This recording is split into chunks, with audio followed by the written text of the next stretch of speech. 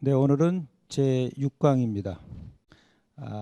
그동안 우리가 스포츠와 미디어의 관계, 특히 상호 의존 관계를 많이 얘기했습니다. 그래서 서로 의존하는 바가 크다. 그래서 우리가 영어로 mutually supportive, 상호 지지하는 그런 관계, 혹은 interdependent, 서로 의존하는 관계, 스포츠와 미디어가 그렇게 봤습니다. 여러분이 우리가 알고 있는 스포츠 산업, 스포츠 비즈니스, 스포츠 매니지먼트, 이런 것들이 가장 중요하게 지금까지 취급되는 그 배경에는 미디어의 어떤 스포츠 보도, 중계, 여러 가지가 있었겠죠. 그러면서 시장 파이가, 스포츠의 시장 파이가 커지면서 오늘날 우리가 스포츠 비즈니스라는 그런 영역, 스포츠 산업이라는 영역도 있지 않나 싶습니다. 사실 미디어에 의존하는 바가 없었으면은 우리가 얘기하는 스포츠 비즈니스, 스포츠 산업이 굉장히 위축되어 있겠죠. 우리가 잘 알고 있는 서구, 또 미국이나 일본 이런 나라에서 스포츠 산업, 스포츠 비즈니스, 스포츠 매니지먼트 이런 것들이 큰 배경에는 이런 미디어 발전과 크다. 특히 거대한 돈이 오가는 그 맥락에는 중계권이라는 그런 것이 큰 게 자리 잡고 있다. 그래서 우리가 그런 측면에서 이해를 했고, 그 다음에 이제 지난 시간에는 이제 수용자론, 미디어 오디언스, 미디어를 소비하는 사람, 수용하는 사람들에 대해서 시각을 봤습니다. 이러한 사람들이 그야말로 바로 미디어의 노출에 바로 영향을 받는 사람들인지, 아니면은 일부 선택적으로 수용을 하는 사람인지 얘기를 좀 했습니다. 오늘은 미디어 스포츠를 어떤 식으로 사회 이론적으로 볼 것이냐, 다양한 이론들이 존재합니다. 그러나 우리 시간에는 저는 한 3가지 정도 이론으로 설명하고자 합니다. 일반적으로 사회과학에서 가장 기본적인 시각 중에 하나가 구조 기능주의, 간단하게 말하면 기능주의 이론이라고 얘기합니다. 영어로 펑셔널리즘. 그래서 미디어 스포츠를 기능주의적으로 접근하는 시각이 하나 있겠고요. 두 번째로 문화 연구, cultural studies. 조금은 다릅니다. 구조 기능주의와는 좀 상반된 시각이죠. 그래서 미디어 컨텐츠를 문화 연구적 시각에서 보는 이론적 접근이 있겠고요. 마지막으로 정치 경제학, 미디어 스포츠를 어떤 식으로 볼 것이냐. 미디어라는 기업, 사기업의 하나의 이윤 추구의 과정 속에서 미디어 컨텐츠를 하나의 상품으로 보고, 자본주의 사회의 하나의 상품으로 보고 보는 시각에서 정치 경제학, 폴리티컬 에코노미, 한 3가지 시각을 얘기하겠습니다. 사회과학에서 참 이 3가지 이론들을 제일 많이 쓰는 이론 중에 하나입니다. 전통적이었던 것이 기능주의 이론. 그러나 최근 한 80년, 90년대 이후에 크게 대두된 문화 연구, 늘 또 마르크스주의적인 어떤 사상 조류 속에서 쭉 이런 미디어, 문화 산업을 좀 정치 경제학적으로 본 시각도 존재했고요. 이 3가지 이론에 대해서 한번 살펴보도록 하겠습니다. 첫 번째, 기능주의적 시각이죠. 미디어 스포츠에 대한 이론적 접근에서 기능주의적 시각. 첫 번째로 우리가 얘기할 수 있는 것이 그냥 말 그대로입니다. 스포츠, 미디어 스포츠, 사회의 여타 제도가 있는데, 특히 미디어 스포츠라는 것은 정치, 경제, 가족, 에듀케이션, 교육, 종교, 문화, 여타 영역들과 잘 조화를 이루면서 이런 여타의 제도들과 불가분의 관계를 맺으면서 서로 사회의 전체 시스템을 유지하는 데 기여하고 있다. 즉 미디어 스포츠가 다양한 이런 사회의 여타 하위 제도들이 존재합니다. 이런 것들과 유기적인 관계를 맺으면서 해당 체제, 문화, 종교 이런 체제가 잘 기능하도록, 체계적으로 잘 적응하도록 기능하고 있다.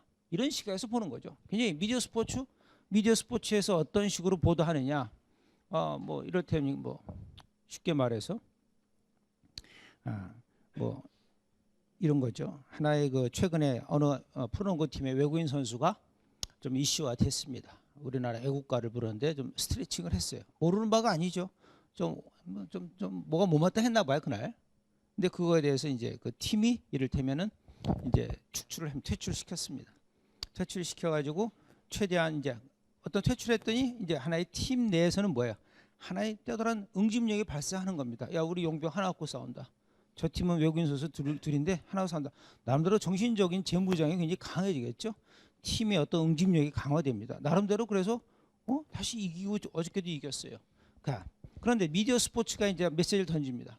근데 한국 사회 자체적으로 보면은 어떤 이런 게 있겠죠. 그러한 어떤 메시지, 하나의 팀이 위기가 당했을 때 어떠한 그런 위기를 극복하는 과정에서 새로운 응집력을 발생해서 하나의 성공을 거두는 스토리 과정, 이런 것들이 이런 정치 경제 여타형에서도 굉장히 의미가 있더라. 어렵지만 어려울수록 하나의 응집력을 발휘해서 퍼포먼스를 나타내는 뭐 이런 뭔가 메시지를 던져준다 그러면 좋은 거겠죠. 물론 그런 외국인 선수와 인종 문제 갈등도 존재하지만 일반적으로 어느 정도 미디어 스포츠가 하나의 사회 통합, 사회 안정에 얼마만큼 기여하느냐에 보고 있습니다. 그래서 일반적으로 미디어가 사회 체계의 유지와 발전을 위해 수행하는 일이 무엇인가? 사회 체제, 사회 시스템이 있습니다. 이것이 잘 유지될 수 있도록 미디어가 어떤 역할을 하는 것인가? 여러분 뉴스 같은 거 보면은 참 어두운 곳에 일하는 사람들 그려주고 참 좀 휴먼 스토리 같은 거 소개해주고 미디어 뉴스에서 말입니다. 그런 거 보도해주고 사회는 굉장히 좀 어두워져 있지만 봉사하는 사람들, 착한 사람들, 헌신하는 사람들을 많이 그려주고 있습니다. 종종 뉴스의 아이템으로 나옵니다. 좋은 뉴스죠. 이런 것들을 보면서 사회가 그래도 살아있구나, 뭔가 안정될 수 있구나, 발전할 수 있구나, 한국 사회가 오늘 현대 사회가 유지되는구나, 이런 메시지를 던져주겠죠. 그런 시각에서 보는 것이다. 그래서 미디어의 기능, 인포메이션, 인터프리테이션, 엔터테인먼트, 이런 기능들이 뭐예요? 하나의 사회가 잘 유지되고 안정되고 잘 발전될 수 있도록 기능하고 있다. 정보 제공해 줘야 되겠죠. 나름대로 사회의 가치관을 전달해. 인터프리테이션, 미디어가 어떤 것은 옳고 어떤 것은 그르고를 잘 판단할 수 있는 그런 기준을 제공해 주면서 하나의 사는 사람들의 어떤 가치관 형성, 판단하는 기준을 제공해 주는 이런 것들이 존재하겠죠. 그다음에 오락을 제공해 주면서 재밌다, 스트레스도 해소하고 풀고, 이런 측면이 있습니다. 그래서 미디어의 스포츠 콘텐츠, 미디어가 다루는 스포츠 콘텐츠의 사회적 기능 뭐냐? 사회적 합의를 유도하더라, 형성을 유도하더라, 사회 통합 역할을 하더라, 대한민국이 하나로 되더라. 스포츠를 통해서 대한민국이 하나 된 모습을 미디어가 막 보여줍니다. 몇만 명 관중이 대한민국을 외치는 그 장면을 계속 보여줘요. 미디어의 하나의 기능이죠. 그래서 사회의 어떤 갈등 조정 역할도 하더라. 이를테면 이것도 있죠. 외국인 선수에 대한 우리가 좀 약간의 인종차별적인 어떤 관행이 존재하더라. 그걸 비판합니다. 그러면 갈등을 조장하는 것이 아니라 기존에 잠재했던 갈등, 외국인 선수에 대한 편견을 불식시키고 그들도 우리와 함께 뛸 수 있는 하나의 파트너가 될 수 있다. 이런 걸 던져주면 뭡니까? 사회 갈등을 잘 조정해서 더 큰 갈등이 일어나지 않도록 예방적 차원도 존재하겠죠. 이런 것들. 그다음에 스포츠 스타에 대해서 미디어가 많은 보도를 합니다.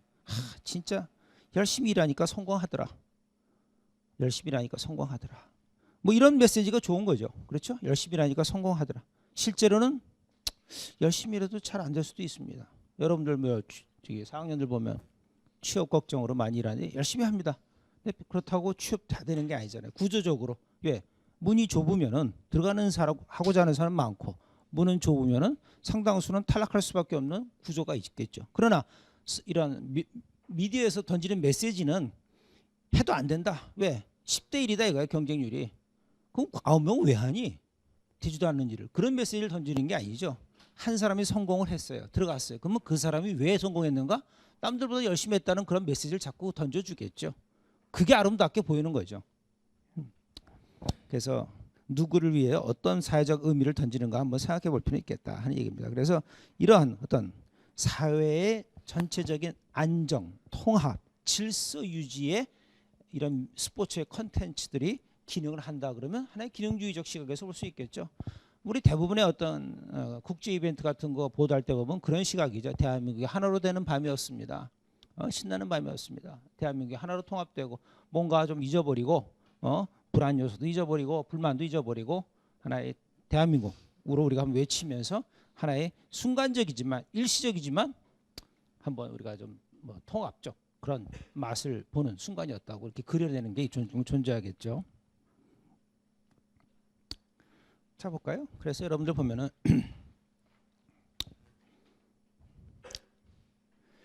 자, 현존하는 상태가 있습니다. 이 그림에서 같이 현존하는 어떤 지금의 상태에서 여러분들은 어떤 길을 가겠어요? Same old street을 계속 유지하겠어요? 그냥 지금 현존 상태로 그냥 가는 거죠? 아니다. Change 블루보드로 가자. 좀 바꿔보자. 여러분은 어느 쪽이야? 두 가지 고르려면은. 응? 자, 여러분은 어느 쪽 길을 가고 싶어요? 현존하는 지금 체제로 이렇게 가는 거, 아니면 좀 반대의 길이에요. 도로 이름도 그래요. Same old street에서 여러분들은 계속 keep going을 하겠어요? 아니면은 아니다. 조금 미래가 불확실할지 모르지만은 지금의 현존하는 모습들이 내 마음에 안 들다. 나는 change 블루보드로 가겠다. 어느 쪽으로 가고 싶습니까? 양다리 걸치는 건 처음에는 이제 갈라진 데서 양다리 걸칠 수가 있어요. 근데 한 스텝만 하면 벌써 벌어지기 시작하죠. 멀어집니다. 어느 쪽 가고 싶어요? 신도 Same old street. 이거 군대 갔다 오면 벌써 이제 Same old street이 좀 편해 보일 수도 있습니다. 아니요, 괜찮아요. 뭐 지금 우리가 뭐 아주 썩 뭐 크게 문제 자기 개인적 판단이니까요. 갈 수 있다고. 이은선 어느 쪽 가고 싶어요? 체인지 브로드. 자, 여러 가지 존재합니다. Same old street을 계속 걷겠다. 아니면 체인지 블루드로 가고 있다. 자, Same old street을 계속 유지하고 싶은 이유가 뭘까 있을까요? 자, 이 친구는 지금 다 상태가 괜찮아. 뭐 이렇게 연애도 잘 되고 모두 다 공부도 잘 되고 다 여러 가지 잘 되는 것 같아. 은성이는 정반대인가? 아니겠죠? 하여간 우리가 여러 가지 생각이 있어요. 근데 이 매스미디어의 기능은 뭐냐? 특히 기능주의적 시각에서는 어느 쪽 기기겠어요? Same old street을 계속 유지하자겠죠? 기능주의적 시각에서는. 그래서 미디어의 역할이 뭐냐? 미디어 역할이라는 것이 뭐냐?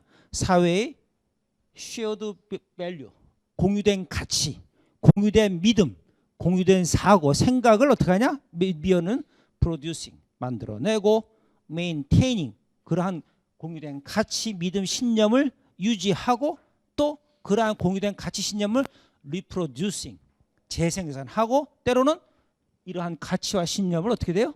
강화시키는 기능을 하더라.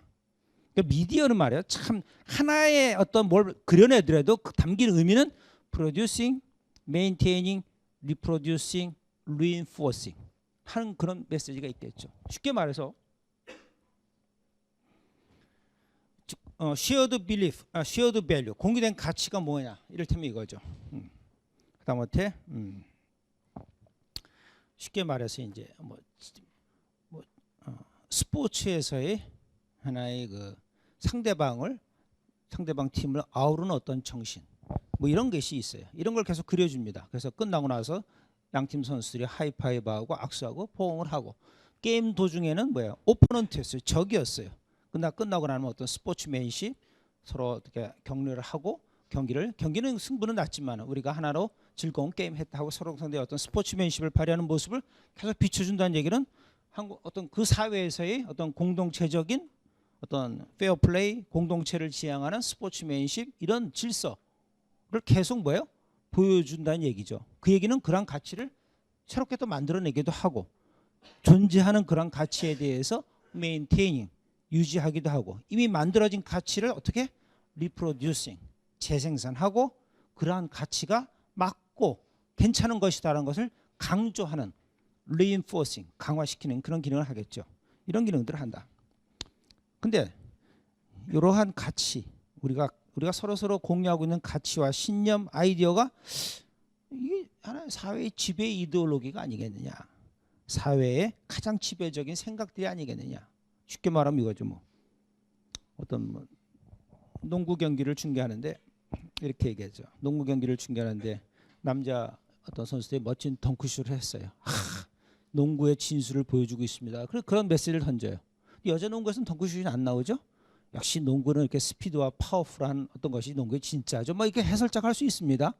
그러한 얘기를 보고 여자 농구를 보다 보면 아주 역시 아기자기한 맛이 있어요. 뭔가 좀 갭이 생기기 시작하죠. 듣는 사람들의. 자, 갭이 생기는데 같은 농구인데 어떻게 됩니까? 여러분들이 보는 시각이 달라지죠. 남자 경기를 보는 시각과 여자 경기를 보는 시각이 달라집니다. 근데 남자 경기는 스포츠 같이 보입니다. 야, 멋지다, 파워풀하다. 빠르다. 근데 여자 경기는 농구긴 농구인데 좀 뭐게 뭐 악착 같은 건 그런 것이 있는데 남자 농구에 비교해 보면 그런 어떤 애슬레틱한 것이 굉장히 약하게 보이더라. 좀 덩크슛도 없고 재미가 없다 이거죠. 그러면 도미넌트 아이디올로지가 뭐냐?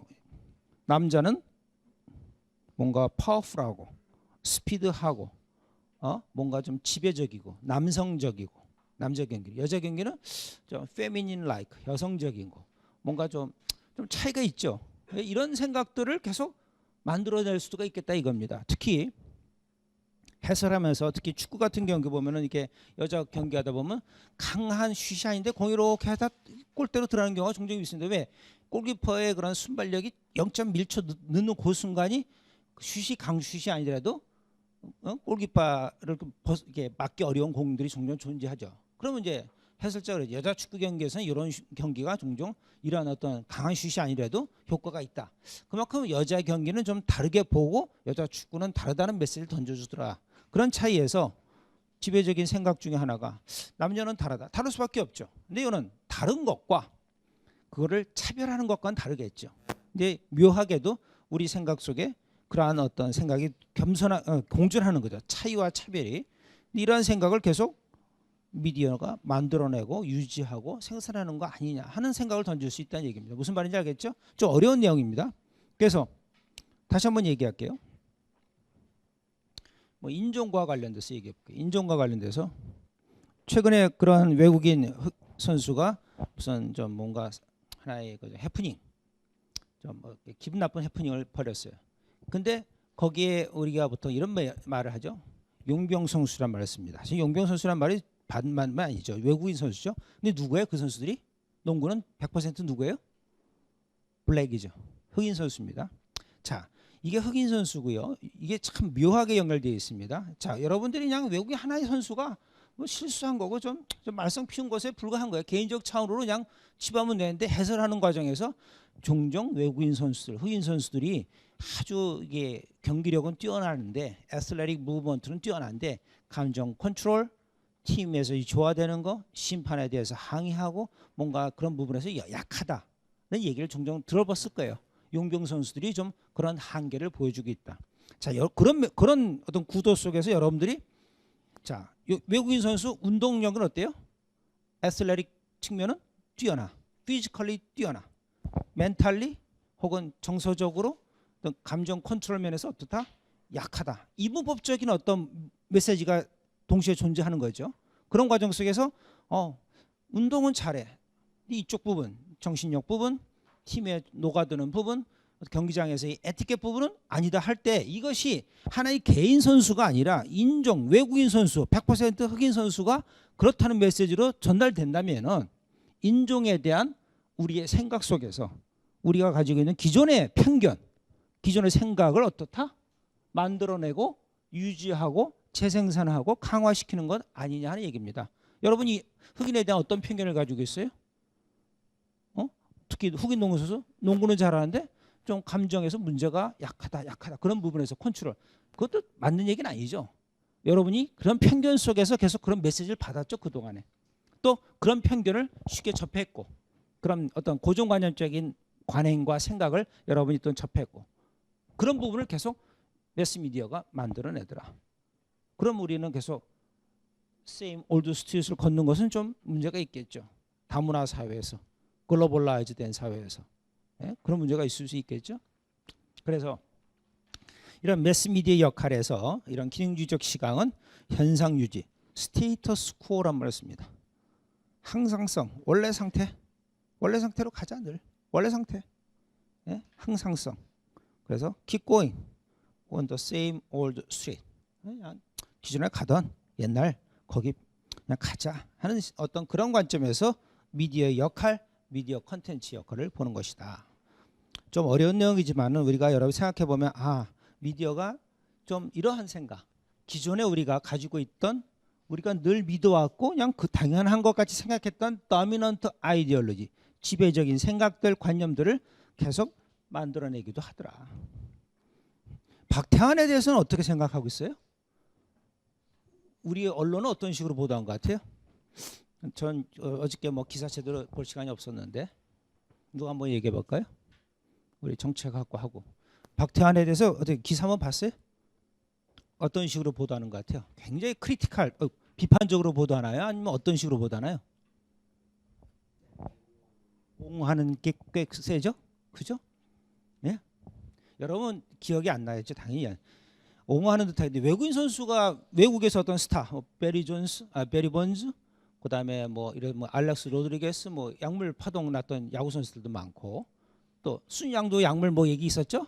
그때 여러분의 생각은 어땠어요? 굉장히 비판적이었을 것 같아요. 근데 우리 박태환에 대해서는 굉장히 좀 보호하는 그런 게 좀 있죠. 뭐 올림픽 뭐 금메달리스트고 뭔가 그런데 그리고 어떤 저기 무슨 의사 무슨 어느 노화 클리닉 의사를 우리가 좀 비난하는 경향도 있고 그렇죠. 그래서 제가 뭐 녹화되니까 특별한 얘기는 안 하겠는데 어떤 대한의 아들 대한민국의 마린보이 금메달리스트 뭔가 우리가 보호할 대상으로 생각하는 건데 사실 외국으로 가면 완전히 그런 생각은 아닐 거예요. 굉장히 비판이죠. 그리고 뭐 모르고 주사 맞았다. 노화 클리닉에 가서 수영 선수가 주사 맞았다. 몰랐다. 좀 여러 가지 이제 그런 얘기가 나오겠죠. 보호하는 듯한 그런 어떤 메시지가 있겠죠. 그 뭐냐 하나의 이제 국수주의적인 생각도 강합니다. 대한의 아들 우리가 보호해야 할 대상 이런 것이 강한 거겠죠. 자, 외국인 선수가 스테로이드에 맞았습니다. 흑인 용병 선수가 그때는 어떤 보도가 있을 것 같아요? 전혀 다른 보도가 있겠죠. 뭐 이렇게 마리화나 정도 한 것과 대마초 핀 것 갖고 우리가 퇴출을 시켰습니다. 대마초라는 건 미국에서 상당 몇 개 주가 합법화되어 있습니다. 일정량 재배할 수 있고 그 정도 가지고 학교에서 피워서 킥아웃하지 않습니다. 대부분의 고등학교에서 대마초 핀 거 갖고 이렇게 퇴교시키지는 않죠. 우리는 용병 선수가 대마초 핀 자체를 가지고 퇴출까지 시켰어요. 그렇죠? 대마초는 스테로이드에 비하면 훨씬 더 파퓰러하고 대중적인 소비가 있는 물건이죠. 그럼에도 불구하고 여러 가지 우리의 어떤 기존의 한국 사회 가지고는 어떤 좀 국수주의, 민족주의적인 어떤 보호 그런 자국 선수에 대한 어떤 좀 긍정적인 보도, 옹호적인 보도가 존재했다고 볼 수 있겠죠. 자, 기능주의 시각은 이렇고요. 문화 연구는 조금 다릅니다. 문화 연구는 좀 설명이 좀 복잡해요. 쉽게 말해서 기존 미디어 연구에 대해서 비판을 했다. 기존 미디어가 뭐냐? 행태주의적 시각, 즉 메시지가 자극으로 생각해서 자극에 대해서 수용자들은 뭐한다? 반응하는. 자극이 뭐죠? 스티뮬러스, 반응, 리스폰스, SR. 어떤 그런 도식적인 어떤 단선적인 그런 미디어 효과 연구에 대해서 좀 비판을 합니다. 어떻게 수용자가 메시지를 받고 단편적으로 반응만 하느냐. 근데 사실 또 기존 연구의 행태주의적 시각도 일부 맞는 것도 있지 않습니까? 어떤 메시지를 던져주면 바로 오디언스들이 즉각적인 반응을 하니까요. 그래서 너무 미디어 내용이 편협적이고 측정할 수도 있고 개인적인 태도나 행동에 영향을 미친다는 데 초점을 둔 것을 좀 거부하는 거죠. 아니다. 그렇지 않다. 즉 미디어의 컨텐츠를 보면은 컨텐츠를 중심으로 많이 연구를 합니다. 기능주의적 시각과는 달리 문화 연구는 컨텐츠를 보면 그 컨텐츠 생산 과정에서 만들어지는 과정에서 또한 컨텐츠가 전달하는 메시지에서도 다양한 집단 간의 경쟁이 만들어지는 그 부산물로 보는 거죠. 쉽게 말해서 앞서 얘기했듯이 흑인 용병 선수에 관해서 메시지가 던져주죠. 어떤 메시지가 나옵니다. 특히 흑인 용병 선수에 대한 문제점을 지적하는 그런 메시지가 나온다. 그럼 그 메시지는 뭐냐? 한국 사회에서 가지고 있는 이런 거죠. 흑인 용병 선수에 관한 어떤 메시지가 전달되죠. 근데 이 메시지는 어떤 식으로 연결된 거냐? 어디서 나온 거냐? 비틴 한국 사회의 인종적 편견.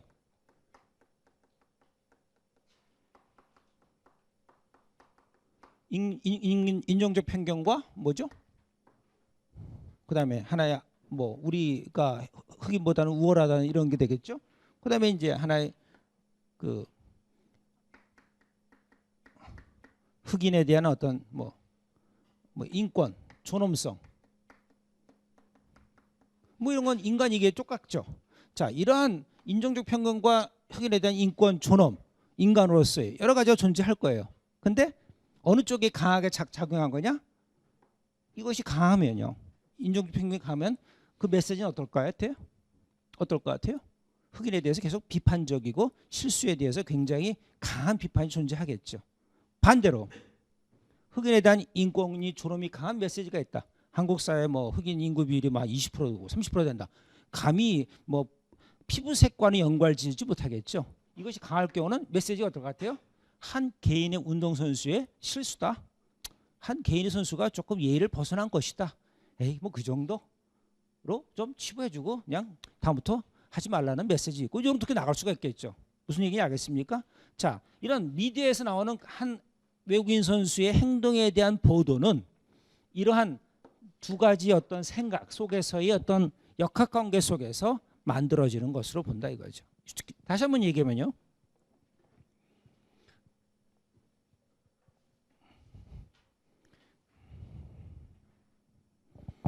드라마에서 종종 어떤 최근에 제가 한 3, 4년 전 드라마인데 저는 자세히 안 봤는데 인생은 아름다워라는 드라마 본 적이 있나요? 김수현 씨가 하고 아마 그 어떤 아들이 그 게이 러브를 하나요? 그렇죠? 동성애적인 코드로 또 그랬던 거죠. 그래서 아마 거기서 김수현 씨가 아마 주말 드라마인가 또 굉장히 그 아주 프라임 타임 드라마로서 아마 자리 잡아 인생은 아름다워입니다. 그 코드에서는 두 가지 코드가 나오죠. 한국 사회는 기본적으로 뭐예요? 헤테로섹슈얼리티가 강했지. 이성연애가 강했죠. 이제 강합니다. 이성연애가. 늘 그러잖아. 뭐 친구 있어? 여자친구 있어? 남자친구 있어? 그건 하나의 그렇죠. 아니 뭐 물어보잖아. 너 파트너 있어? 그렇게 안 물어보잖아 우리가. 그렇죠? 너 파트너 있어? 그런 말 안 물어보죠. 이것과 어떤 호모섹슈얼리티 사이가 존재합니다. 이것들이 항상 보이지 않는 속에서 긴장 관계에서 뭔가 충돌을 하기도 하고 뭔가 이러한 메시지가 나오죠. 근데 과거에는 어땠어요? 과거에 어땠습니까? 이거는 굉장히 다운돼 있고 이런 메시지가 지배적이죠. 이게 99면 이거 이래요. 그래서 하다못해 홍석천이라는 그 사람이 어린이 프로 하다가 자기가 카밍아웃 그 다음 날로 어린이 프로에서 쫓겨났습니다. 에? 카밍아웃 안 된다 이거죠. 어린이 프로에. 굉장히 이것이 강한 사회였죠. 근데 지금은 어때요? 뭐 트랜스젠더도 TV에 잘 나오고 그 사람도 자주 나오고 자기가 카밍아웃 하는 사람도 많이 나오고 드라마 소재로서도 이런 것을 굉장히 좀 하나의 있을 수 있는 어떻게 보면 자연스러운 거로 그리죠. 옛날에는 이것이 100% 내추럴하고 당연했죠. 드라마에서 보니까 이런 것도 그려내더라. 있을 수 있는 걸 그려내더라. 그런 얘기는 두 가지 어떤 섹슈얼리티를 둔 두 가지 이데올로기가 존재하는 거죠. 헤테로섹슈얼리티와 호모섹슈얼리티가 경쟁을 하는 겁니다. 보이지 않는 세계에서 과거에는 뭐 100% 이거죠. 뭐. 이것이 존재했더라도 어디에 나오지도 못했죠. 근데 지금은 뭐예요? 이제 사회가 개방됐습니다. 뭐 아무개 뭐 무슨 사람이 뭐 청계천에서 결혼식도 하고 그래요. 남자 둘이서 결혼식 한 거 뭐 뉴스에 크게 나오더라 이겁니다. 이런 얘기는 두 가지의 어떤 경쟁하는 뭔가 때로는 충돌하는 그런 이데올로기, 성에 관련된 이데올로기가 존재하는데 그러한 것의 어떤 부산물로서의 메시지가 나오더라. 당연히 이런 것이 강할 때는 동성애는 어떤 식으로 나올까요? 여기서 일탈로 나오겠죠.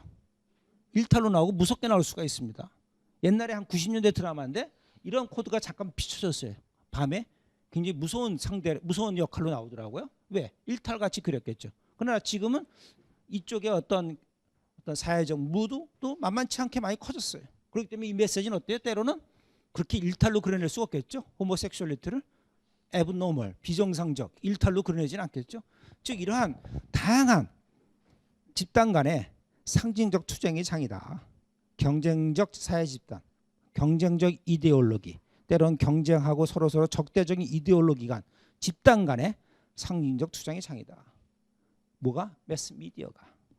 매스미디어의 컨텐츠가 나옵니다.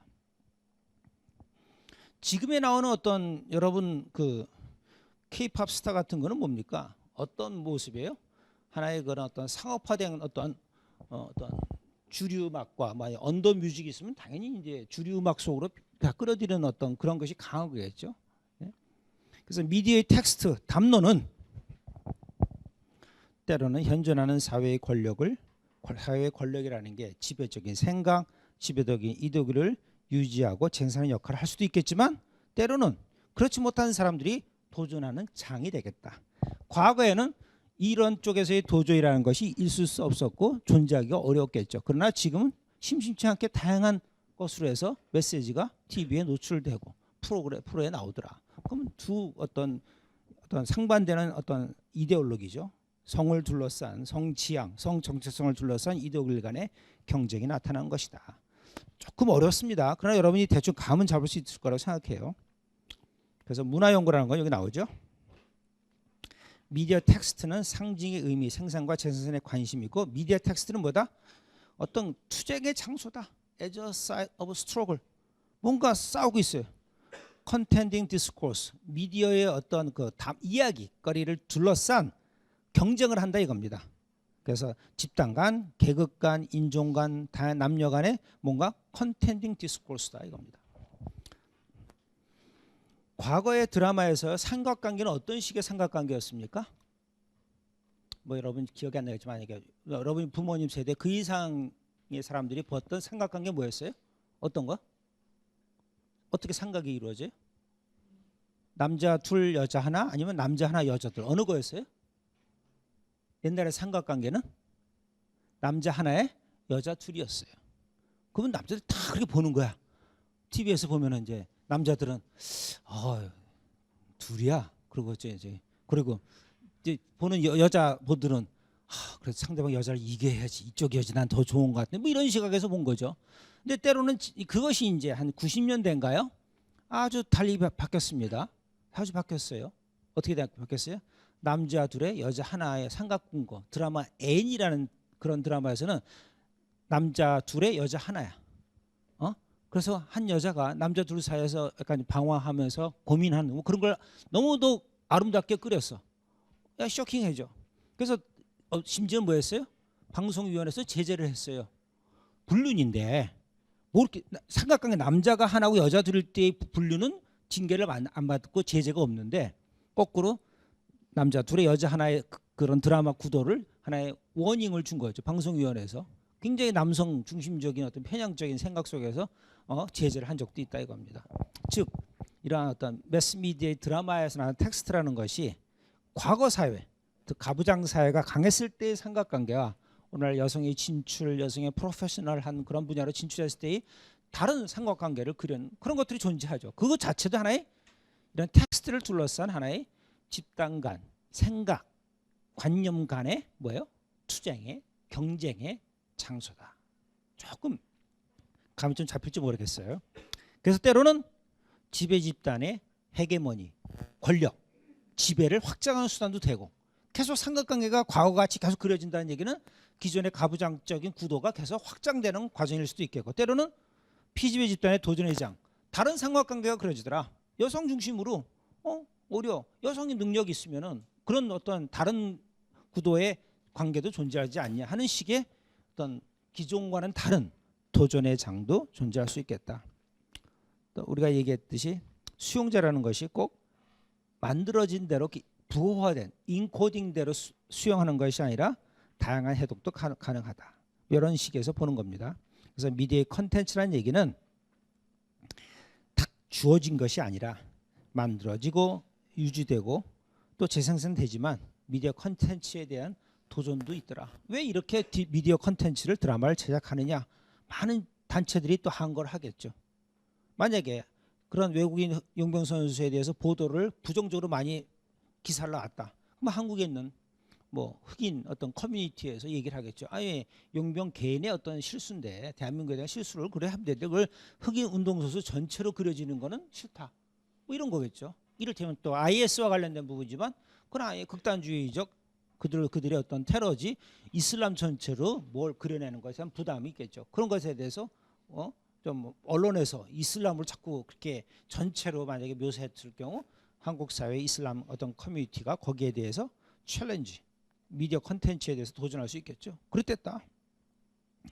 그래서 이런 여기로 여러분들이 조금 이해하면 될 것 같아요. 자세한 내용보다도 하나의 문화 연구가 어떠한 식으로 미디어 컨텐츠를 보고 있느냐 그런 얘기입니다.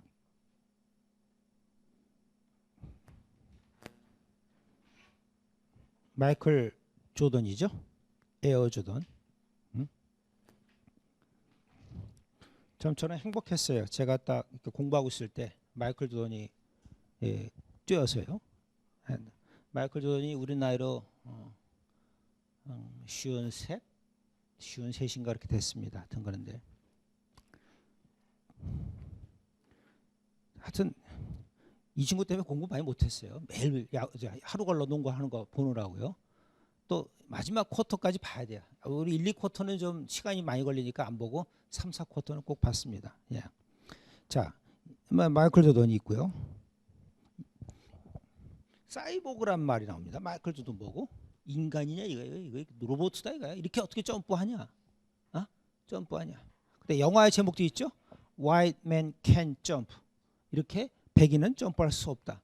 자, 요 딱 지금 사이보그 White Man Can't Jump.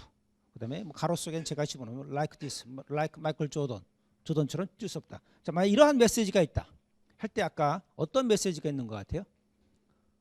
자, 이 사진과 사이보그라는 어떤 이제 누가 퀘스천 던지세요. 마이클 조던 이제 사이보그 아니야? 그다음에 어떤 영화 제목도 있었죠. 백인은 뭐 덩크슛 못해, 점프할 수 없어 이렇게. 어떤 메시지가 있을 것 같아요?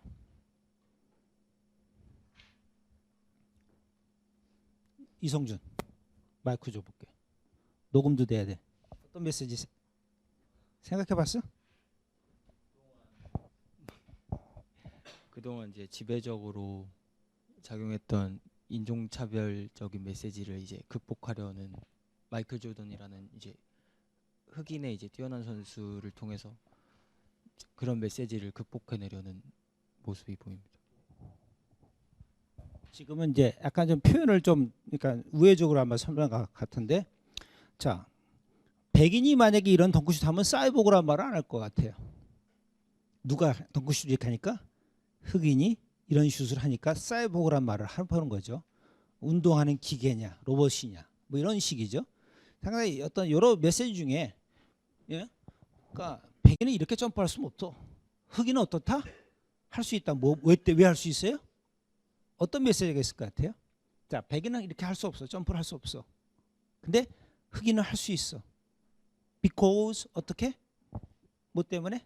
만약에 이걸 약간 인종차별적 관점에서 본다면 누가 한번 얘기해 보죠. 흑인은 이렇게 할 수 있어. 근데 백인은 못해. 제가 못하는 건 운동 못해서 못하는 거고, 만약에 이걸 인종적 차원에서 개인적 차원이 아니라 어떤 메시지가 있을 것 같아요?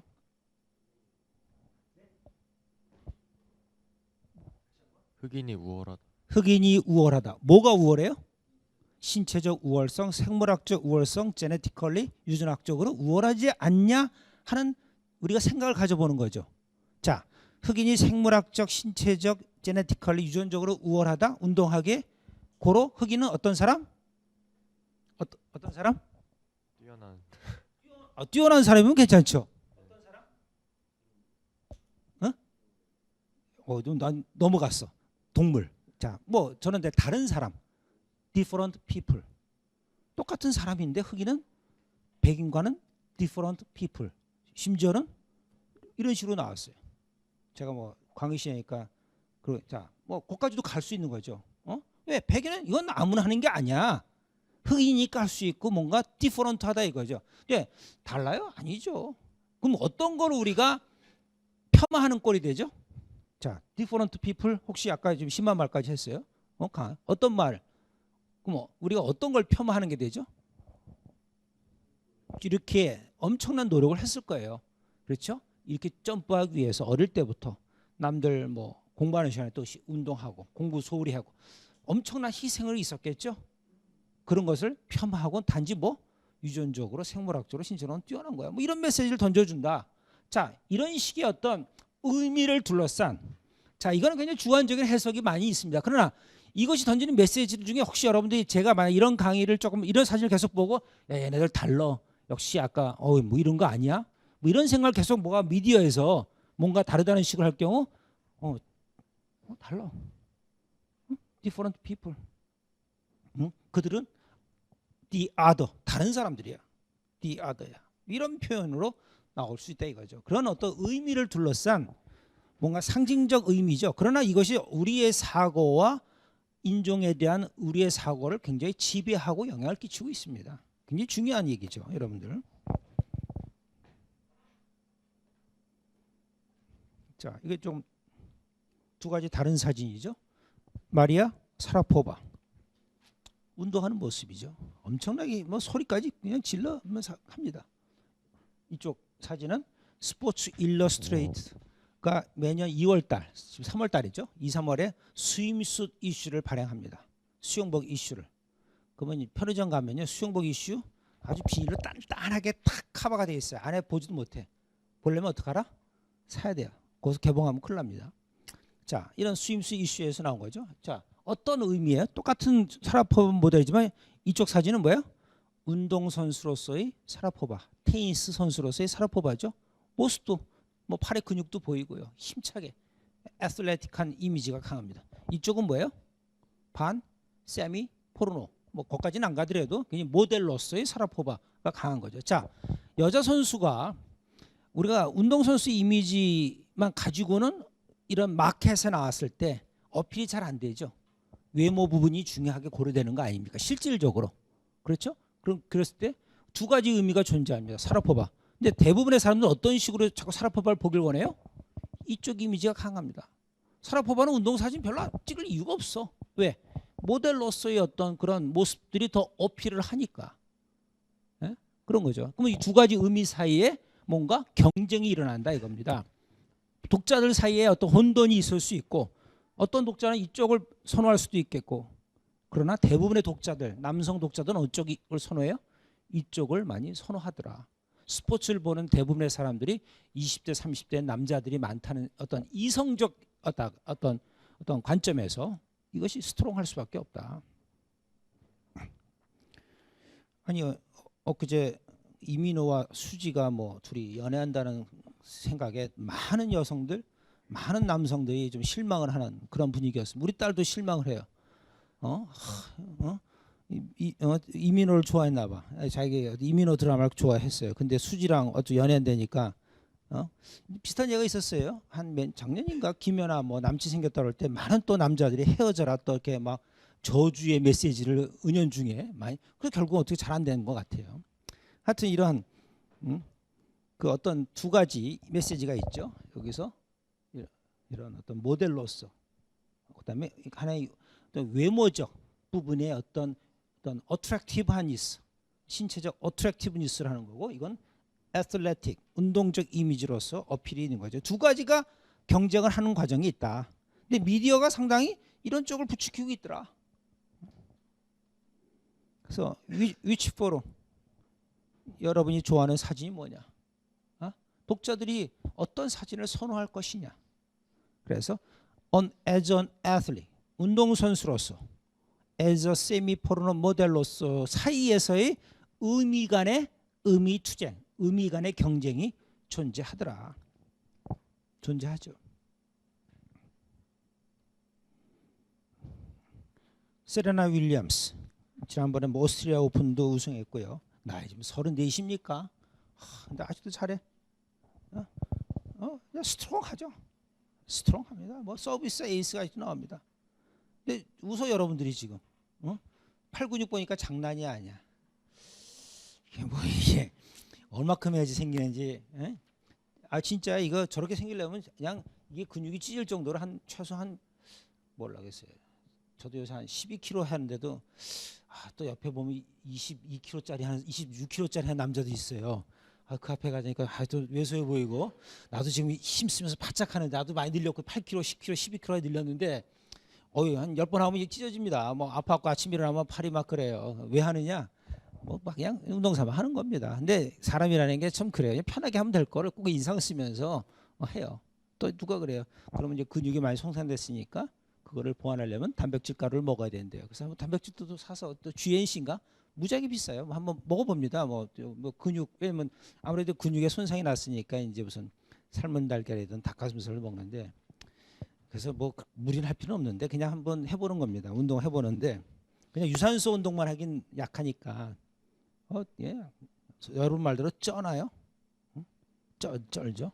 뭐 헐인지 자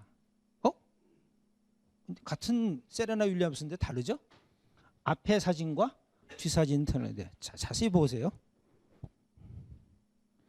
자 팔이 어때요? 뽀샵을 했어. 뽀샵했잖아. 그렇죠? 이거야. 이 세레나 윌리엄스가 이런 리얼 이미지죠. 리얼 이미지입니다 이게. 그렇죠? 실제 모습이죠. 이거는 매니플레이트, 뽀샵에 의해서 조작된 이미지죠. 자, 이거 모델이죠. 이때는 수영복. 테이 선수가 왜 수영복 입고 나와요? 어떤 섹스 어필이라는 어떤 마켓에서 뭔가 존재하는 그런 부분이 강하죠. 그런 부분이 강합니다. 근데 그것도 되는 사람이 있고 안 돼야 될 어떤 성스러운 존재가 있어요. 김연아는 굉장히 성스러운 존재로 돼서 국민 여동생에서 시작되면 섹스 어필로 가는 게 굉장히 부담스럽습니다. 누구든지 보호해야 될 대상이 되는 거죠. 뭐 김연아가 만약에 스포츠 일러스트레이트에 수영복 모델로 나왔다, 여러분이 막 난리가 날 거예요. 김연아도 끝났다. 김연아 그런 부담을 가질 필요가 없죠. 근데 외국은 그런 게 개방돼 있어요. 사라포바도 그렇고 아까 세레나 윌리엄스도 그러니까 쉽게 뭐 돈이 필요하고 또 이런 게 하나의 인기 얻는 수단이 되니까 있을 수 있다 보는데 우리는 굉장히 국민 여동생, 대한민국 스타로서 아주 성스러운 존재로 봤는데 너무 세속화된 것 같이 보이는 거죠. 그럴 때는. 아까 이 두 가지 의미 사이에 이 사진과 이 사진 사이에 뭔가 의미의 충돌이 나타나죠. 경쟁이 나타나는데 어느 게 더 강하게 어필하느냐 시장에서는 뭐예요? 역시 후자. 이 사진이 어필을 하겠죠. 이렇게 잡지는 뭐 수천 부가 수백만 부가 팔려. 만약 잡지 모델을 이런 식으로 만약에 스포츠 일러스트레이트에서 세레나 윌리엄스를 이런 식으로 하면 안 팔려. 마켓에서의 어떤 반응이 다르다 이거죠. 여전히 자본주의적, 가부장적, 남성 위주적, 남성의 어떤 눈소비적 사회 속에서의 여성 스포츠에 대한 하나의 의미, 여성 스포츠 선수의 이미지 간의 충돌 속에서 어느 게 강하다? 자, 아까 운동선수 이미지, 모델로서 이미지 사이에서 어떤 메시지가 전달되느냐? 역시 어느 게 우월해요? 모델로서의 이미지가 더 어필하고 있죠. 그렇죠? 실질적으로 사회가. 집에서 이런 거 준비할 때요, 좀 눈총 보입니다. 이상하게 볼 때가 있어요. 뭐 이렇게 고르잖아요. 그래서 키워드 치고, 근데 집사람이 보더니 뭐야, 그 당신이? 그래서 뭐 이상한 거 봐. 그래서 글쎄, 난 뭐 글쎄 오해의 소지가 있더라고. 그래서 처음에 이거 강의 자료 하려고 그랬대. 제가 우리 젊은 아까 여러분의 선배 용민이랑 몇 사람한테 물어봤어요. 야, 이거 다 자르고 그냥 할까 했더니 괜찮은데요, 뭐. 그래서 저도 굉장히 좀 보수적인 생각이 됐나 봐요. 왜냐면 이게 찍히는 거니까. 나중에 세레나 윌리엄스가 만나가지고 하이, 닥터 조, 너 내 사진 막 실었어 그러면, 응? 자, 의미와 이미지를 둘러싼 경쟁과 갈등이 존재하더라. 문화 연구에서 보는 시각입니다. 운동선수냐, 모델이냐, 응? 그다음에 스포링 이미지냐, 스포츠 이미지냐, 넌 스포츠 이미지냐. 자, 스포츠 이미지죠. 이거는 뭐예요? 넌 스포츠 이미지입니다. 스포츠 이미지가 아니죠. 자, 이 사이 속에 존재. 특히 이런 이미지는 여성 선수의 경우 굉장히 강하게 나타나죠. 남자는 관계없어. 데이비드 베컴 뭐 스포츠 이미지나 넌 스포츠나 그런 구분이 오히려 두드러지지가 않아요. 양복 입고 나오나 운동선수 나오나 뭐 별거 없는데 여자 선수의 경우 굉장히 강하더라. 리얼 바디 어피어런스, 신체, 몸, 모습들. 아이디얼 바디 어피어런스. 리얼 바디 어피어런스죠. 실제 바디 모습입니다. 이거는 하나의 어떤 미국도 그렇고 오늘날 사회 속에서 여성의 바디, 리얼 바디 어피어런스다. 근육 그렇게 원하지 않죠. 어떤 뭐 소위 말하면 뭐 섹시 머슬 정도, 약간의 탄력 있는 어떤 근육 정도, 어떤 벌크 머슬이 아니라요. 그래서 결국 이렇게. 근데 지금 어느 게 강해요? 만약 이런 의미가 강하고 넌 스포링 이미지가 강하고 아이디얼 바디 어피어런스라는 어떤 그런 이미지가 강할 경우는 뭐예요? 여성 스포츠를 뭐다? 넌 스포타이제이션. 너무 스포츠와는 거리가 먼 것으로 취급하는 거 아니냐. 여성 스포츠죠. 그냥 스포츠인데 그걸 굳이 넌 스포타이제이션, 비스포츠화 시키는 거 아니냐. 이거 비스포츠화죠. 뭐 스포츠적인 게 아니죠. 한 모델로 보는 거죠. 여러 모델. 단지 잡지가 뭐예요? 스포츠 일러스트레이트라는 거죠. 그것도 조그맣게 썼어. 뭐야? 수영복 이슈야. 때로는 여성의 바디에 대한 디지털 매니플레이션, 조작이다. 디지털 조작이죠. 근육도 어디 갔어? 근육도 어디 갔어? 디지털로 다 이렇게 줄였죠. 아 여러분 하잖아요. 뭐 사진 찍을 때 뭐 이렇게 하고 뭐 이렇게 여기 지우고 뭐 다 하잖아요. 이렇게 딱딱하면 좋은 거 많죠. 하나의 약간의 매니플레이션이죠. 그래서 여러분 카톡 사진 보면요 다 성형 한 애들 같아. 눈 좀 크게 해주고 조금 앞뒤 이렇게 해주고 하니까 딸 사진 보면은 성형 한 애 같아. 실제 안 했는데 다 그래 똑같아요. 재미없나 보다. 운동 선수들도 좀 되게 10시부터 수업을 하나? 운동을 연습을. 그래서 여자 선수들 must be pretty, attractive head. 에? 왜? 미디어 어텐션을 받기 위해서. 미디어 어텐션을 받기 위해서 attractive. 요즘 남자 선수들도 굉장히 attractiveness가 중요합니다. attractive 해야 돼요. 그렇죠? 이런 부분이 하나의 문화 연구에서 보는 시각이다. 굉장히 여러 많이 있어요. 자, 그래서 아까 아이디얼 바디 이미지와 리얼 바디 이미지입니다. 자, 바비가 굉장히 이제 미국 사회에서 이제 거론이래요. 이 바비 때문에 이거 애들이 다 굶는다. 바비 인형 그렇게 만들면 안 된다. 이건 하나의 장난감, 하나의 토이지만은 이게 바비가 대박이 나면서 히트가 되면 유행이 되면서 많은 미국 수녀들의 어떤 아이디얼 바디 이미지를 왜곡시키고 있다. 그릇되게 만들고 있다 이거죠. 실제로 바비 인형을 이렇게 만들었어야 되는데 약간 통통하게. 예? 볼까요? 얼마나 사람들이 많이 분석을 했습니다.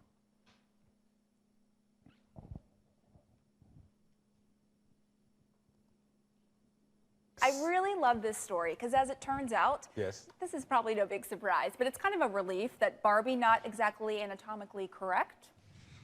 Yeah. Take a look here. If Barbie was a real life-size woman, she wouldn't even be able to function. Take a look at this breakdown from rehab.com.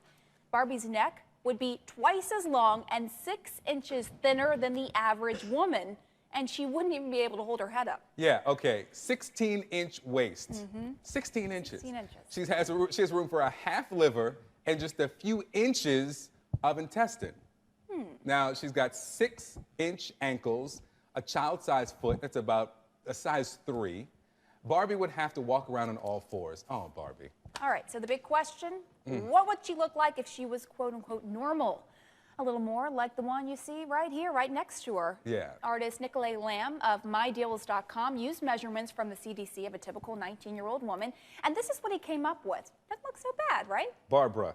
Barbara. Yes. All right, we asked him about why he did this, and you know what he said? He said, I created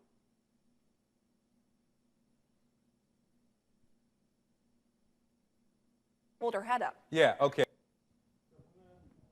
저기 우리 바비 인형을 진짜 신체 해부학적으로 본 거죠. 목이 너무 길고 칼을 다 정상 일반 사람들보다 특히 또 허리는 16인치 말도 안 된다. 간이 요 반토막 내야 되고 소장인가? 그러니까 창자 대장 소장도 뭐 짧아야 되고 뭐 앵클도 막 팔목도 가늘고 이런 사람 없다.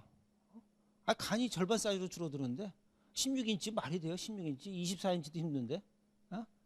그렇잖아요. 그러니까 이런 것들이 이건 하나 아이디얼 모습으로 인형을 만든 거지만은 이런 것들이 던져주는 어떤 사회적 메시지, 여성들에 대한 신체 바디 이미지의 메시지는 뭔가 오염시키고 잘못 몰고 가는 거 아니냐 하는 얘기죠. 그런 얘기입니다. 누가 그래요? 아니 그냥 인형으로 보지 뭘 피곤하게 따지고 그러니 너희는 뭐 그런 사람도 있는 것 같은데요.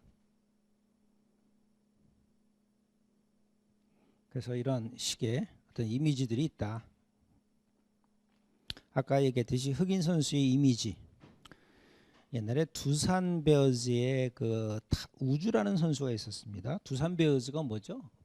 베어즈죠? 곰이죠? 야구 선수니까 뭐야? 흑인 선수니까 흑곰이라고 그럽니다. 백인 선수가 됐으면 백곰이라고 했을 것 같아요. 칼날을 집어넣는 거죠. 그다음에 저기 뭐죠? 그 롯데 자이언트의 호세인가 야구 선수가 있었어요. 롯데의 어떤 그 부산 갈매기. 근데 흑인 선수니까 검은 갈매기.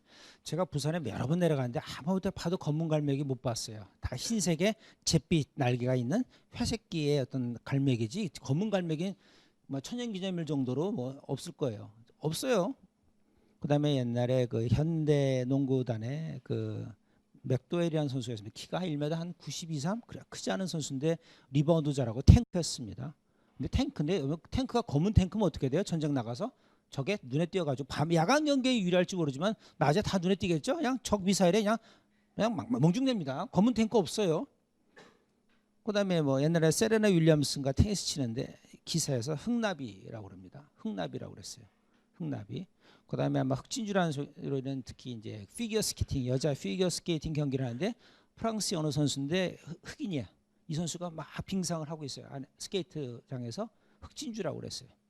자, 흑인들한테는 항상 뭐가 붙는다? 우리가 메타포, 비유로 설명을 하는데 어떤 게 들어간다? 블랙 칼라라는 것이 뭐 블랙이 색인지 모르겠지만 블랙이라는 것이 꼭 들어가는 경우가 종종 있다는 얘기죠. 응? 여러분 누런 곰, 누런 갈매기, 뭐 누런 탱크, 누런 나비, 누런 진주, 누런 진주는 팔리지도 않겠네. 그렇죠? 망하는 겁니다. 그만큼 어떤 흑인에 대한 뭔가 다름, 독특함, 한국 사회에서는 유니크함. 근데 독특하다는 얘기 괜찮은데 뭔가 다르다. 흑인이지만 흑인이라는 말 속에 우리는 쉽게 어떻게 합니까? 그러니까 막 세속어로 그렇죠. 시커멓다라는 말 그런 말 쓰지 않습니까? 그만큼 굉장히 우리가 조금 비하적인 게 존재할 수 있다. 그래서 이제 우리가 늘 보면은 이제 그 외국인 선수 중에 흑인 선수가 있었어요. 옛날에 LG 그럼 이번에 안 왔지만 리즈가 있었고 파스코라고 LG가 좀 이렇게 용병사가 좀 잔혹해요. 파스코라는 선수가 있었는데 하나의 여러 가지 사건이 있었어요. 특히 리즈는 아마 빈볼을 던졌는데 상대방 머리에 맞았나 그래요. 상대방 머리에 맞았어요. 이 선수가 굉장히 파이어볼러입니다. 공이 굉장히 빨라요. 그래서 스트라이크 아웃 잡을 거다가 뭐 경기장에 K 스트라이크 아웃 한 잡을 때 K를 이렇게 진열을 합니다. 그래 한 뭐 6인이 7인이 던지면 스트라이크 아웃을 10개 잡으면 K자가 경기장에 10개가 널려 있는 거죠. 근데 이 선수가 한번 던지다가 이제 어떤지 의도인지 모르겠지만 한국 선수의 아마 머리인가 몸이 맞았습니다. 그리고 뭐 여러 가지 퇴장도 당하고 그랬는데 그 다음 날 인터넷에 뭐가 나옵니까? 네가 그렇게 스트라이크 KKK를 많이 해? 그러니까 그래? 너희 진짜 KKK 맛을 볼래? 클락클록스 클론이라는 어떤 그 미국 남부 지역 1960년에 있었던 그 흑인 인종 차별 흑인들을 막 폭력으로 제압하는 그런 모습을 그려서 그 흑인 리즈 선수를 맺히는 공격하는 그런 그림들이 인터넷에 떴었습니다. 그다음에 파스코 선수 같은 경우도 이게 하여튼 가해자가 흑인이고 피해자 한국이란 구도가 되는 거예요. 이게 인종적 차원으로 가면 굉장히 예민해지는데 쉽게 이제 그 댓글이라든가 인터넷 어떤 보도에서 보면 이런 게 나올 수 있죠. 이런 부분에서 상당히 뭔가 흑인 선수에 대한 이미지, 의미가 부정적인 방향으로 종종 흘리는 것이 있다. 또 상당 부분 독자들이 그러한 방향을 즐기고 있더라. 그런 식으로 어떤 왜 자기의 편견이 존재하는데 그런 편견을 미디어가 메인테인 유지시켜주고 또 내 생각을 지지해주니까 내 생각이 강화된다. 아까 reinforce란 말을 썼습니다. 강화되고 있지 않냐 이거죠.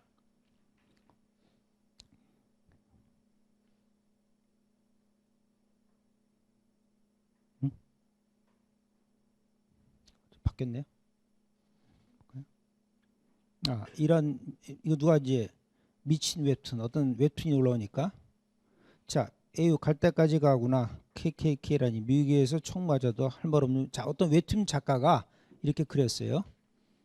자 연속 3타자 스트라이크 아웃을 잡은 거죠. KKK를 해서 기뻐 가지고 그만 그 다음에 너 웃기더라 선수가 실려가는데 그 세리머니 뭐니 이 선수가 이제 상대방을 그 배영수 같아요. 배영수 선수가 다쳤어요. 그 실려 나갔어.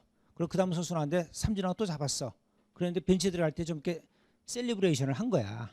왜 앞에 선수를 자기가 다치겠잖아요. 그러면 사실 우리 보통 예의상 한국 정세는 삼진아웃 잡더라도 그냥 조용히 들어와야 되는데 왜 중요한 순간이다 보니까 자기가 잡으니까 투수를 이러지 않습니까?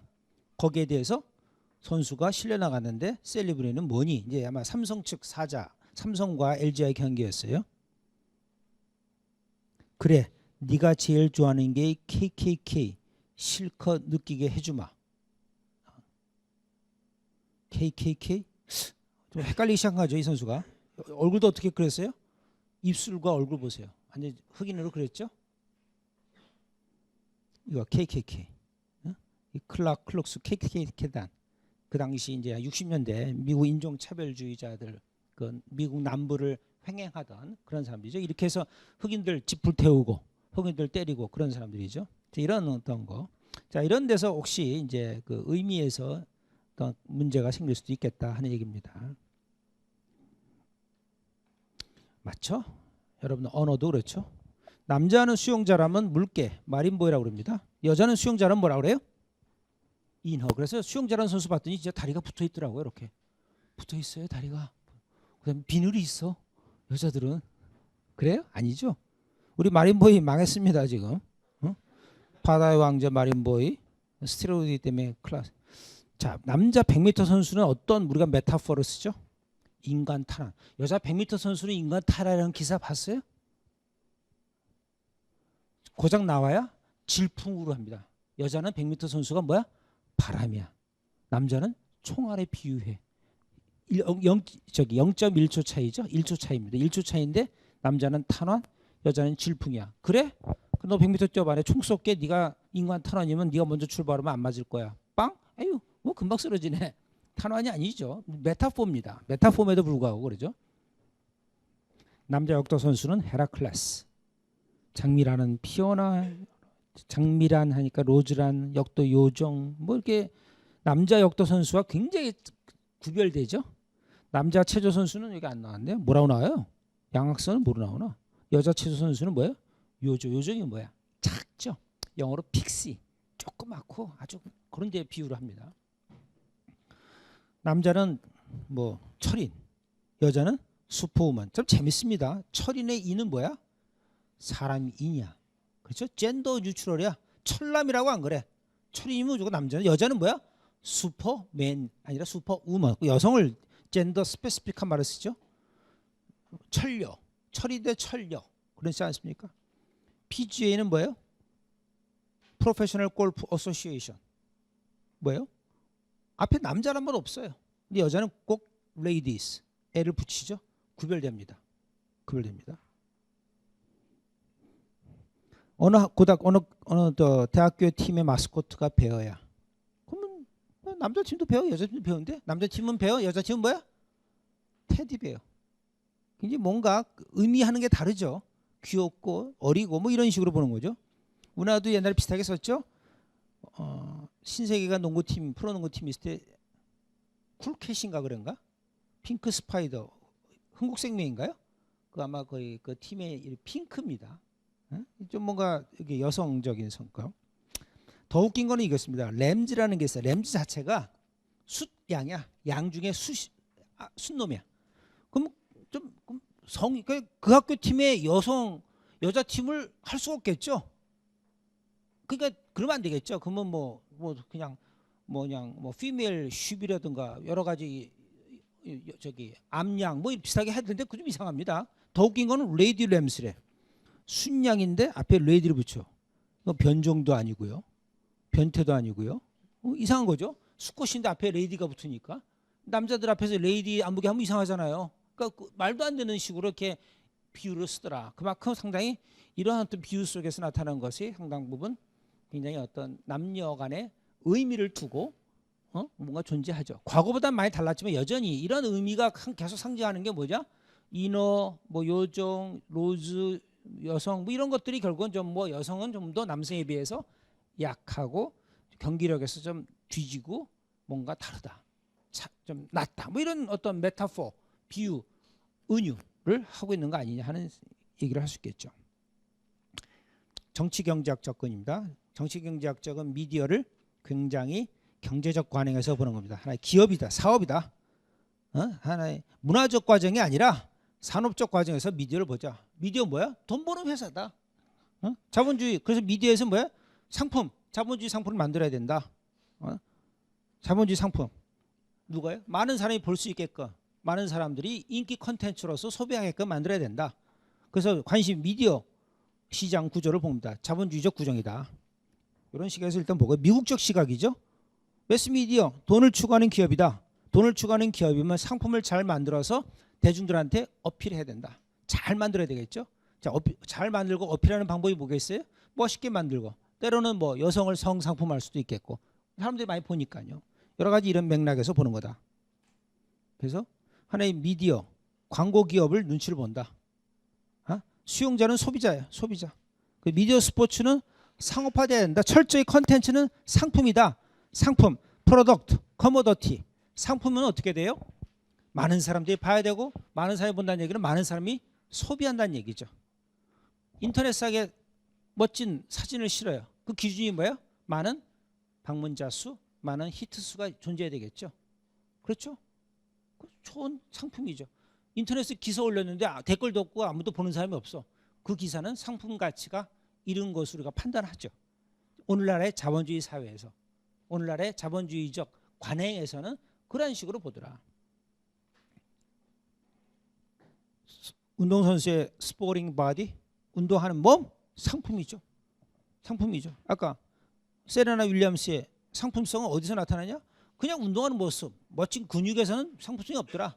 그걸 디지털로 잘 줄이고 여성적 이미지, 어떤 섹슈얼 이미지를 부각시켜서 하나의 상품화 시키자 이거죠. 그래야 수용자의 시선을 끌고 수용자들이 시선을 끌면 그 옆에 있는 뭘 본다? 광고를 본다. 그것이 있으면 그 사이에 삽입된 광고를 본다. 이것이 가장 매스미디어 메커니즘의 가장 중요한 거 아니냐 이거죠. 그래서 이건 좀 넘어가고요. 그래서 킬러 컨텐츠를 만들어야 된다. 킬러 컨텐츠. 최고의 상품 컨텐츠를 만들어야 된다. 그래야지 광고가 들어오고 그래야 미디어 기업이 수익이 발생을 하는 거 아니냐 이거죠. 이러한 메커니즘이 오늘날 사실 많이 지배하고 있죠. 자, 스포츠 일러스트레이트 돈 버는 회사야. 여러분 스포츠 일러스트레이트가 CNN 계열이죠. CNN이 가지고 있는 스포츠 포털 사이트인데 거기서도 잡지를 주간 잡지를 만들어냅니다. 상품이죠 이거는. 상품. 자본주의 사회에서 특히 남성 위주의 어떤 여성에 대한 성소비가 이루어지는 자본주의 사회에서 이런 식으로 만들 수밖에 없겠다. 자, 뭐 여러분 킬러 컨텐츠 가지고 많은 방송사들이 싸웁니다. 축구 킬러 컨텐츠죠. 상품이죠. 소현재 나름대로 괜찮은 상품이죠. 사진을 26개씩 실어서 많은 사람들이 클릭을 한다 이겁니다. 김연아는 더 하겠죠. 김연아. 그래서 아마 2011년 도쿄 세계 선수권대회 때 아마 이제 쓰나미가 있었죠. 그 일본 그 후쿠시마 그 인근에서 대지진이 일어나가지고 도쿄 세계 선수권대회를 취소할까 말까 했는데 이 스포츠는 뭐냐? 일본 많은 기업들이 스폰서하고 있습니다. 국제민상연맹은. 여러분 뭐 옛날에 김연아 선수 할 때 보면 옆에 그 경기장의 모든 광고가 대부분 다 일본 기업들입니다. 그럼 일본 기업들이 막강하게 해당 스포츠를 지배하고 있다고 보는 거예요. 자본주의적 일본 기업들이 그 스포츠 조직을 지배하고 있다고 보는 거죠. 이번에 AFC 가보니까 저도 뭐 AFC 일본 기업들이 무지하게 지배하고 있더라고요. 많은 기업들이 후원한다는 얘기는. 그래서 이건 이 정도로 하고 결국 뭐냐? 미디어. 누굴 고려해야 돼요? 광고주. 광고주들을 신경 써야 되겠죠.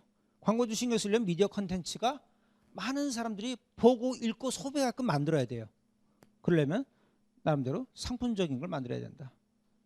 오너, 미디어 오너들은 뭐야? 관리 경영을 잘해서 돈을 또 투자하지만 이런 상품을 잘 만들어야 되겠죠.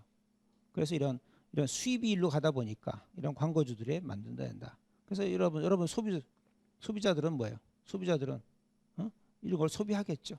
소비한 대신 이제 미디어가 그려낸 모습을 보겠죠. 이것이 때로는 프로파간다가 될 수도 있겠고 퍼블릭들은 수용자들은 이런 미디어 상품을 보는 것이다. 자, 수용자는 이렇게 보고 있지만 이 배경에 누가 있다? 엄청난 후원 기업들, 미디어를 뒤에서 조종하고 있고 지배하고 있고 영향력을 끼치는 기업들 있다. 이 기업에 의존하면서 미디어의 상품은 만들어져야 된다. 이것이 하나의 자본주의적 관행에서 정치 경제학적 시각이에요. 정치 경제학을 좀 빨리 했지만 여러분이 단순하게 보면 될 것 같아요. 자본주의적 상품을 만드는 것이다. 그래서 미디어 수용자 광고 기업이 하나의 굉장히 삼일체가 돼서 그런 미디어 광고 기업이 굉장히 영향력을 행사하는 그러한 시스템 속에서 매스 미디어 컨텐츠가 만들어진다. 그러면 여러분들이 하나의 이론이라는 얘기는 하나의 현상을 전적으로 설명하는 것이 아니라 어떠한 측면을 강조하면서 설명한 거겠죠. 그렇죠? 어떠한 측면을. 그러니까 여러분이 미디어에 보도된 김연아를 보면서 아까 문화연구적 시각에서도 그런 김연아에 관련된 보도 내용을 이해할 수 있겠고 때로는 뭐예요? 정치 경제학적 시각에서도 볼 수 있겠고 또는 맨 앞에 얘기했던 구조 기능주의적 시각에서 김연아와 관련된 미디어 콘텐츠를 이해할 수 있겠죠. 즉 이론이라는 것은 하나의 현상을 다양한 각도에서 설명하는 어떤 그런 것이지 전체를 다 아우르고 절대적인 건 아니죠. 그런 측면에서 여러분들이 미디어, 스포츠 미디어 이론을 이해하면 되겠습니다.